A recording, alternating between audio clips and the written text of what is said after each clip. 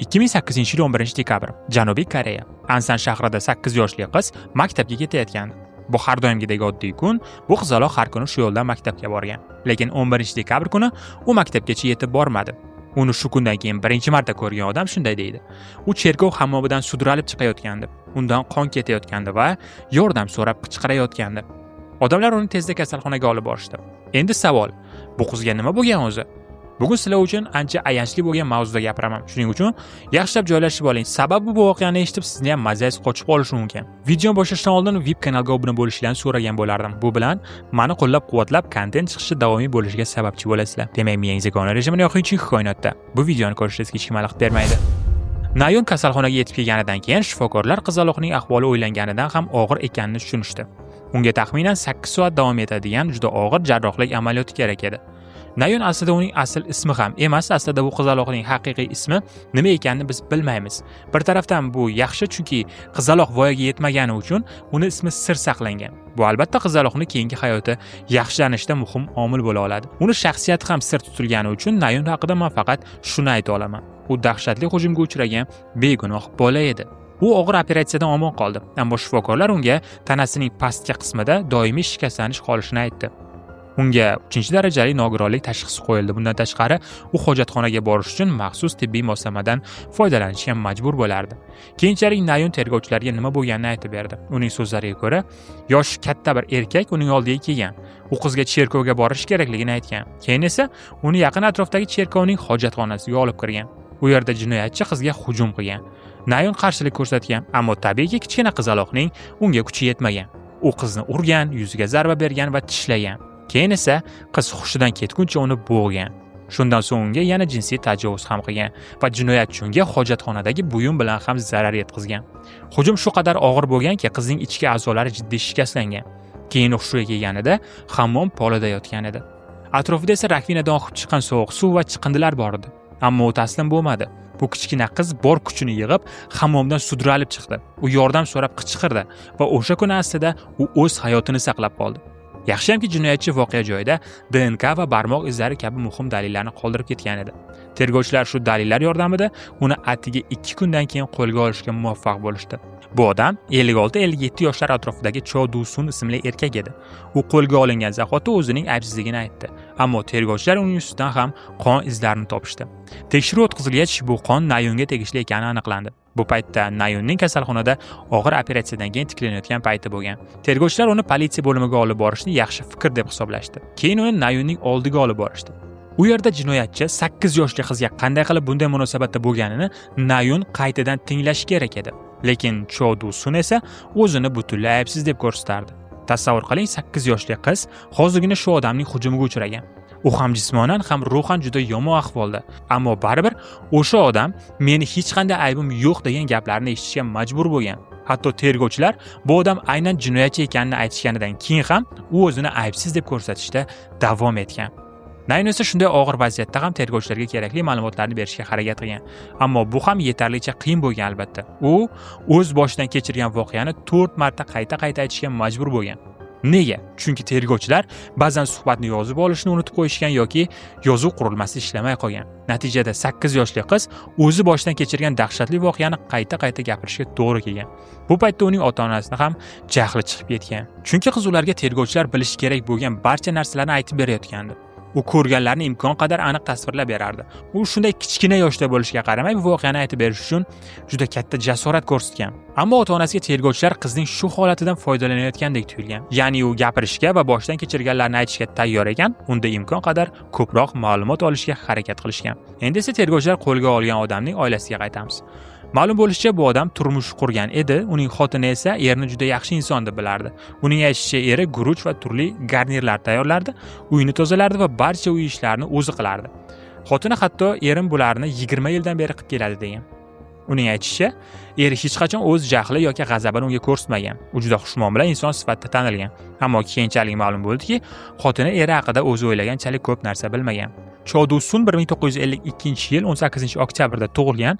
Men uning bolaligi va oilasi haqida ko'p ma'lumot topa olmadim, ammo ma'lum bo'lishicha, o'rta maktab yoshiga yetmasidan Maktabni tashlab jinoyatchilik yo'liga kirgan. Uning birinchi jinoyati velosiped o'g'irlash bo'lgan. U bu jinoyat uchun qo'lga olingan, ammo u hali yosh bo'lgani sababli jiddiy jazoga tortilmagan va ozod qilingan. Lekin u bundan saboq olmadi va jinoyat qilishni to'xtatmadi. Bu yerda bir narsani alohida aytib o'tmoqchiman. Bunday dahshatli jinoyatlarni sodir etadigan ayrim odamlarning hayotida shunga o'xshash holatlarni uchratish mumkin. Ular yosh bo'lganida atrofdagilar "Sen hali bolasan, buni ataylab qilmagansan", boshqa bunday qilma deb qo'yishlari mumkin va natijada ular jiddiy jazoga tortilmaydi. Ba'zi odamlar bundan xulosa chiqarib boshqa jinoyat qilmaydi, lekin ayrimlar esa aksincha, men bundan qutulib ketdim, demak yana qilsam ham hech narsa bo'lmaydi deb o'ylay boshlaydi. Shundan keyin jinoyatlar tobora og'irlashishi mumkin. Albatta hamma ham bunday emas. Ba'zi yoshlar xatosidan saboq oladi va boshqa hech qachon bunday jinoyat qilmaydi. Chodusun esa saboq olmaydiganlardan edi. Oradan atigi 2 yil o'tib, u ko'chadagi do'kondan pul undirishga uringan paytda qo'lga olindi.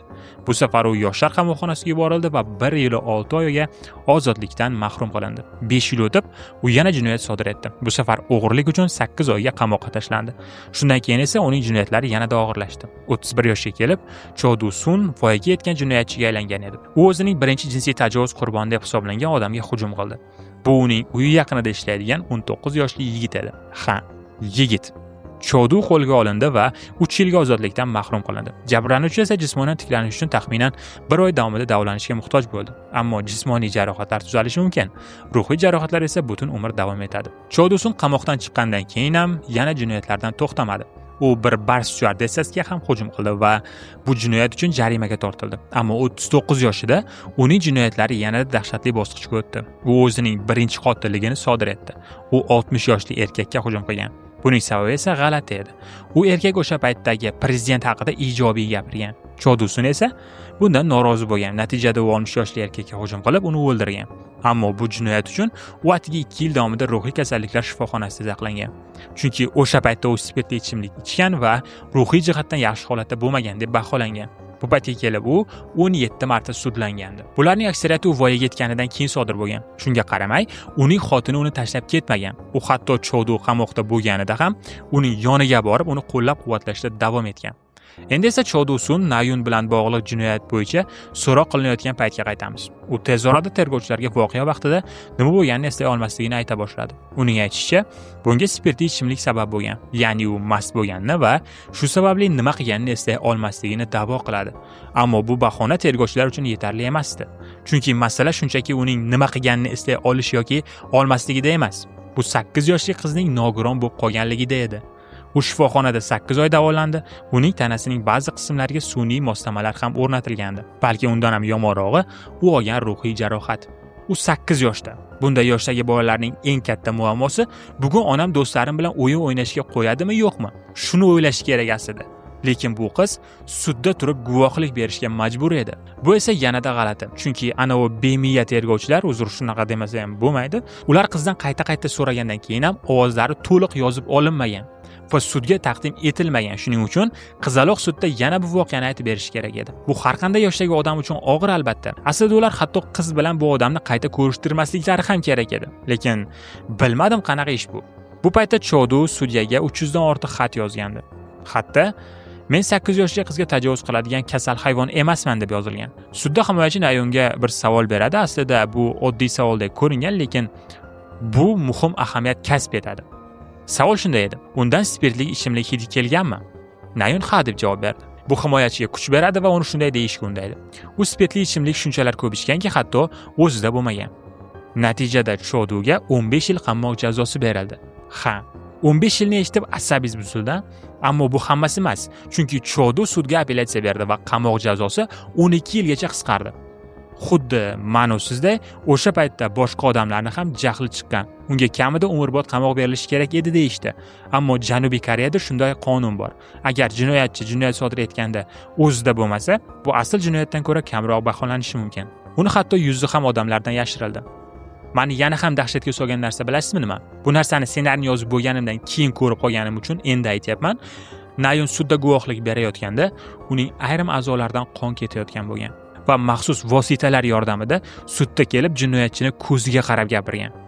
qanchalar kuchli qiz va qanchalar ahmoq odamlar. Oxiri bundan qizaloqning ham ota-onasi g'azablandi va prokuraturani ham sudga berdi. Natijada 13 million dollar miqdorida pul olishdi. Lekin ishoning, hech qanday pul bu narsani o'zgartira olmaydi. Qizaloq maktabga borishni boshladi, ammo o'sha ko'chalarda yura olmasdi, qo'rqardi. Voyaga yetganda ham u doimiy multfilm ko'radigan bo'lib qoldi. Miyasi rivojlanmay qolgan deb o'ylayapsizmi? Yo'q. U kattalar ko'radigan narsalarda biror zo'ravonlik ko'rsa, yomon ahvolga tushib qolardi. Bu zo'ravonlik qizlarga qilinsa, hatto hushidan ham ketib qolardi. Hatto ulg'aygandan keyin ham. Tushunyapsizmi?